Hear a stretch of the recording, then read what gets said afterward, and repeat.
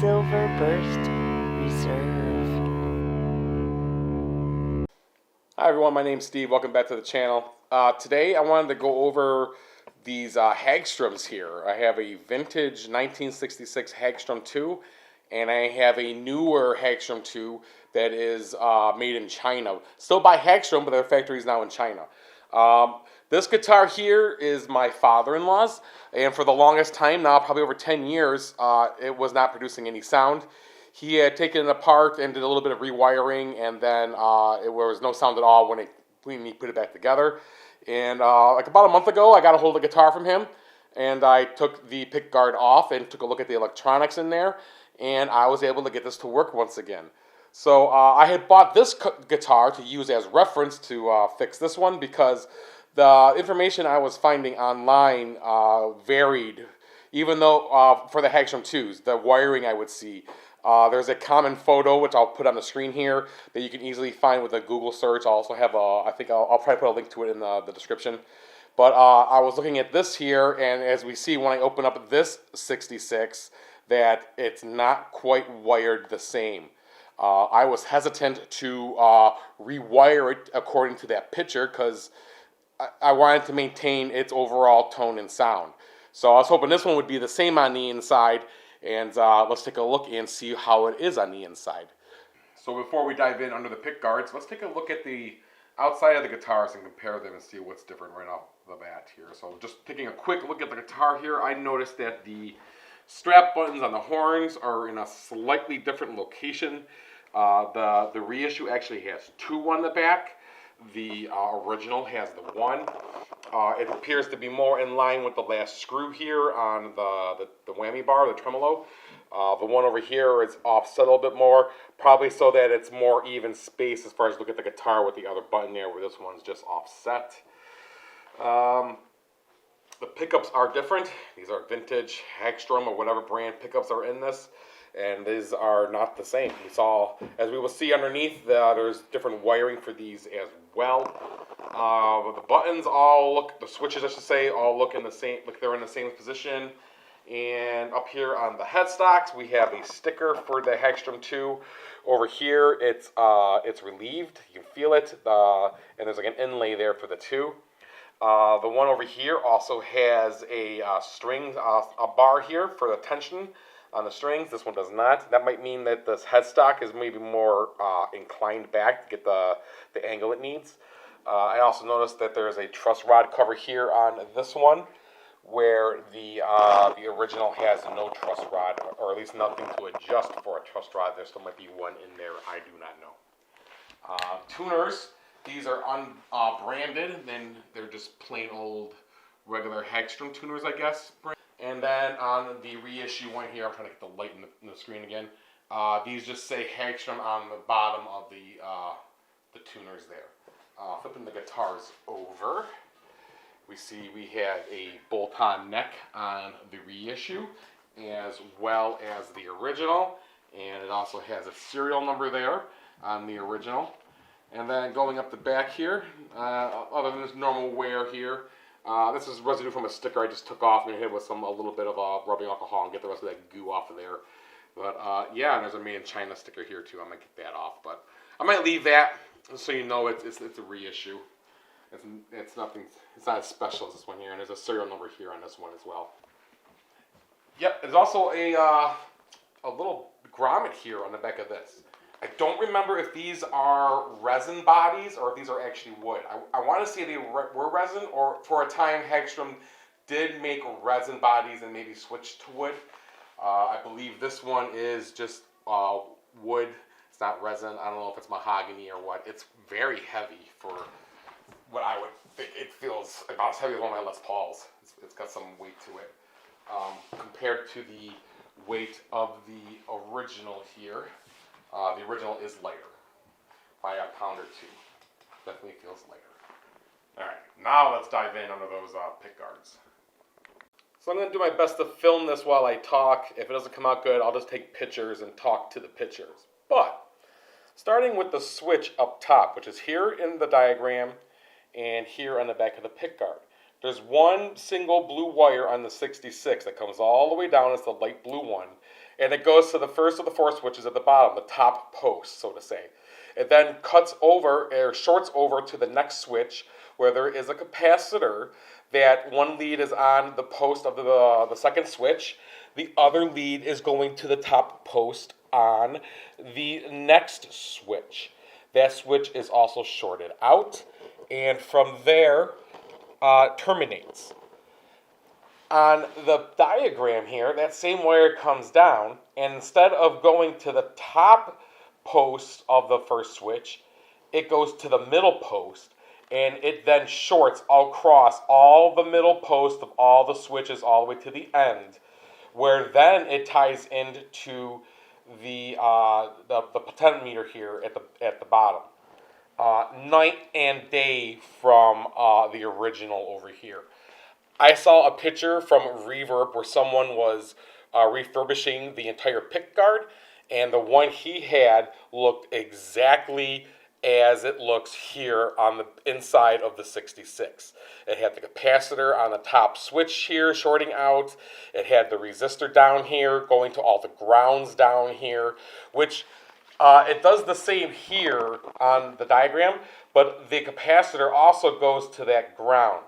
The ground is all the red wiring we see. So it shows on the first pickup here, there is a ground wire that comes down and goes to that joint. There is a ground wire from the second pickup that goes to the joint. There is a ground from the capacitor there that goes to the joint. And one end of the resistor lead goes to that ground as well. I have most of that over here too. We see the red wiring coming from the pickups. Those are going to the ground there.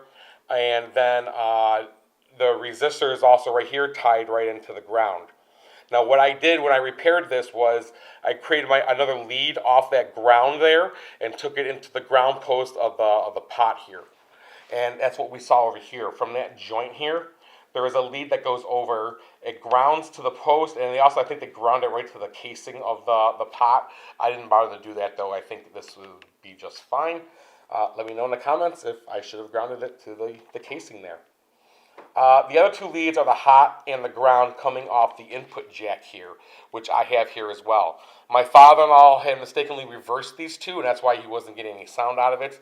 He might even have the ground on the wrong post, but from looking at this and looking at the wiring on the input jack when I had this off, I was able to get the right lead to the right post, and that pretty much fixed the guitar. It came back to life. I had started to put new switches in. I do have new switches. I have them in white and black. If you need any of the switches, let me know. I'm going to have them up in my Reverb store because I didn't need to use any of those that I bought. I also have these resistors here that I bought. They're all going to be in my Reverb store. So if you check the description, if you need any of these parts to restore yours, look me up and I can get you the parts. They're also available online. I have them all here linked in the video if you need them. This is just going to be a good reference for you if you're trying to restore yours. I'll just give a slow view here. Let me turn the light down to get the glare off. You can see the wiring coming down again from that switch, the two coming off the pickup, the other two coming off the pickup. The blue wire from the neck pickup is going to the middle post of the first switch. The blue wire from the bridge pickup is going to the middle post of the second switch. The first two here switches, the top post are shorted across with a piece of wire and then shorted down to the bottom post, the third post of the third switch. Those go to. Between the two here is the capacitor, and then on the third switch, second post, there is a short. It's just a piece of wire that goes from there to the top post of the last switch here. Finally, we have the resistor on the one side of the middle post of this switch going to the ground. And then on the other post, I took a lead off of that and brought that over to the post here on the potentiometer as well. So on mine, I think I had the wire coloring reversed. Normally black is ground. I think the way I had this wired, this turned out to be the hot. The red is the ground. And as you see, that ground here from the joint, the blue wire, goes to the same ground post as the ground to the input jack. That's it. That covers this off. If you're worried about shorting these out with a glob of solder, you don't need to do that. Just take a little piece of wire, wrap it around the post, add a little solder to both, and you can short circuit it just as you see here. Now, that's different than the image here, and it's also different from the new version that they make on the Chinese one here. The Chinese one there looks very similar to the schematic we find online, but it has a couple more things going on with it. First off, there is only one wire from each pickup coming in. The pickups are different.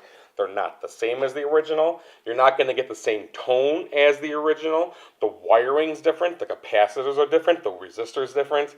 So theoretically, this will have a different sound than this. And that's also why I was hesitant to just rewire all this according to this piece of paper here. The fact that I found that person selling these on Reverb, all done the same way, told me that I needed to find the problem and not redo all of this. And as soon as I got that pot wired correctly, it came to life. Now, I will put the guitar on here. We'll turn it on. I'll put a couple notes here. It's very scratchy sounding. The switches have a lot of dust. They need to be cleaned. But I didn't want to change the switches out because the new switches are super bright white. These have the patina of the guitar on them. And they also have that classic sound to them, the fuzziness. It's like playing an old record. And I didn't want to ruin that on the guitar. But I am going to show off one of the switches, though, that I did prep when I did go to do this. Here's the new switch, and you see it's like you're getting new white teeth, right? It does not match, and the whole pick guard would look this way. I thought it would look weird. I did prep this switch, though, as it was on the guitar. And you see I just took a piece of thin wire. I think it might even be like less than, like, I don't know, 20 gauge, 22 gauge, really thin. And just wrapped around both posts and just soldered it together. And this is exactly how the switch is under the plate here. And then you just come in with the one lead and solder the light blue wire onto it. If you do get these, or you're doing that, these screw holes are slightly larger than the ones on the pick guard. You will have to drill these out. I did drill out these two. I did have this switch installed. Once I discovered it, I reversed it, and the original screws were still able to fit in the pick guard and hold the switch securely in place. So it's not a point of no return if you decide to do this. You can still pull these out if you use the right size bit that just goes through here, and you can still reuse the old hardware and make the guitar look the way it did. But yeah, there's a lot of scratchiness. It doesn't always work. Now, I don't know the first thing here about what this does, which does which, and why. I believe when you short out the middle here in the instructions, you're telling the switch to do different things when you switch one side to the other. And so you can make it an on-off switch, or you can make it a selector switch, I think, where it's one or the other versus power, no power, if that makes any sense. So it can either be a dual channel switch or an on-off switch. And the way these are soldered in the back, I think, tells you the way that's going to be done. Not sure what this one does here. I think this is a mute all for the guitar, but there's also individual mutes over here for the pickups. And then there's something else here with the way it selects the pickups. I don't know if it's coil tapping or not. I don't know if you can coil tap a single coil pickup. I don't know. But you can get different tones out of the guitar by doing that as well. And then you got a one pot here for volume, really. That's all that's good for.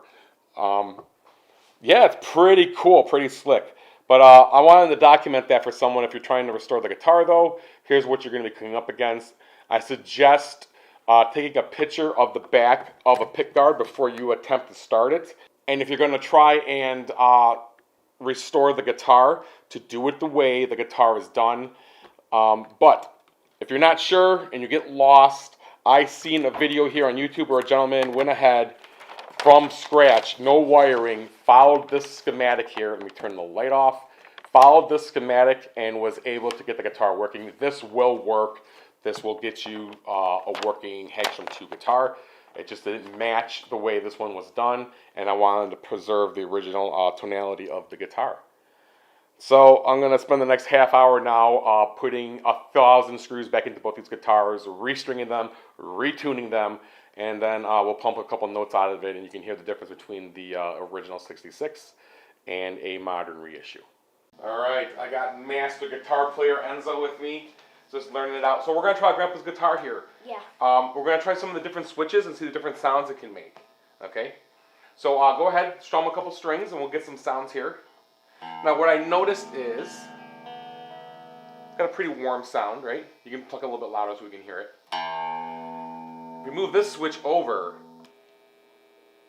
go ahead and pluck, it loses the sound. And I don't think any configuration of the switches gets it back for this one. But this?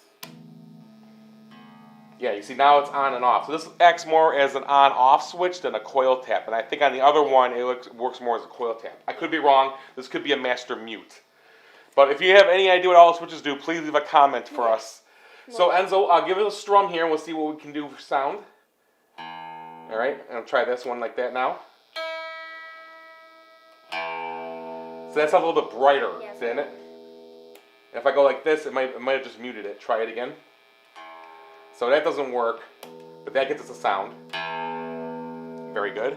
The mute off, this mute on, and then leaving this one down for tone. We're able to change it with the two here, but not both up. They can be either or. That's all I'm able to get to work on the one here. So, but we got sound coming out of it again, huh? Yeah. Let's see how this actually sounds. I'll play a couple chords here. Very bright. They seem to bring the volume up.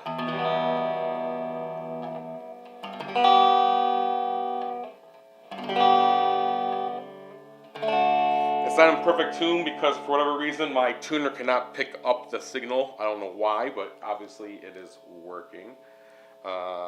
Yeah, so that's pretty cool. It's just like a mute there. So.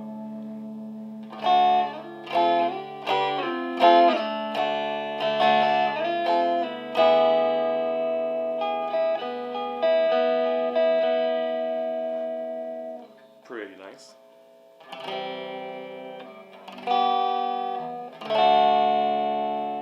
Alright, so I got the distortion on now. I'm just going through a Marshall MG here with a cab.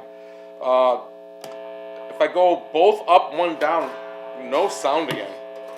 So I don't know if one of these is actually working right or not. Alright, so let's try in the down position now. Down.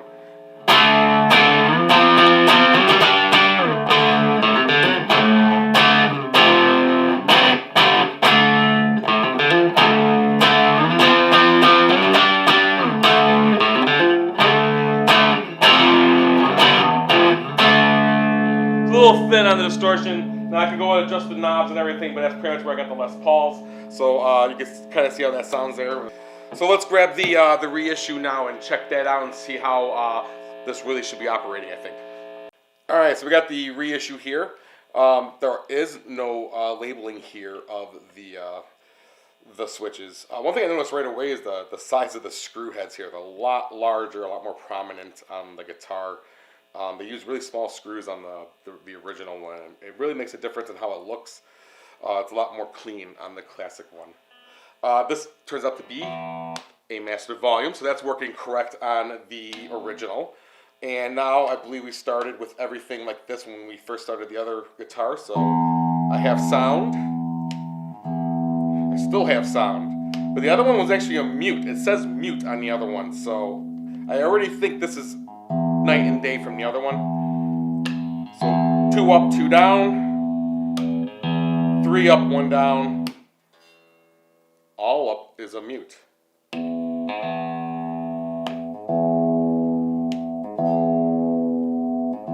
Any different combinations here for muting? Oh, got some volume on that. So again, that one up now.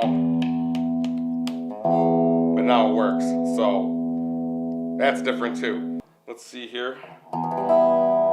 Very warm. Very nice. Like old amps, that old 2-amp sound to it. Brought the mids a little bit there. That brought the mids all the way up. There's your treble right there. So we'll have to check that out on the dirty channel when we hit the distortion arrow. 3 up, 1 down. Muted. Crazy. Let's try this.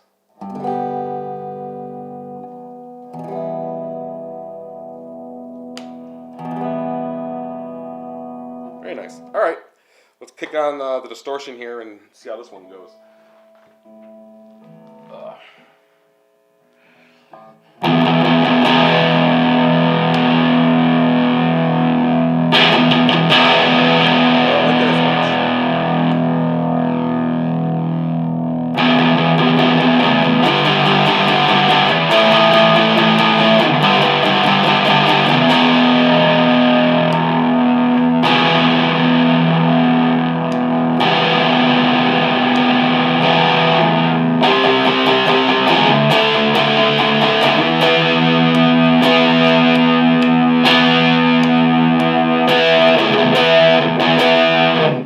So I got the 2 down, the inner 2 down, the outer 2 up.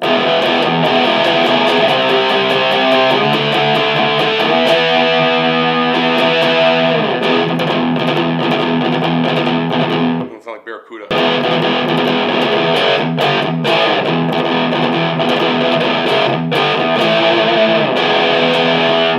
So this is a cool rock and roll guitar. I really like it. The different sounds, tones you can get out of this is really interesting. You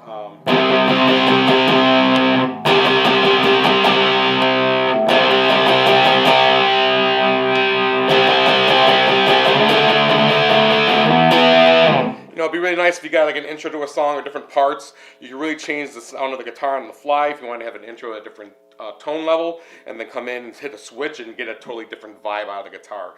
Really fun to play. I do have the tremolo bar. I didn't put it in though. It works good enough.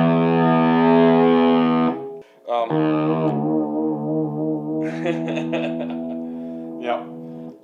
So it is going to be my father-in-law's birthday here, and we are going to surprise him with both guitars. So I hope he really enjoys this when he gets it. If you enjoyed the video, please give us a thumbs up. Please subscribe to the channel. We're brand new, and you can use all the subscribers we can get. Yeah. And keep jamming, everyone. Bye-bye.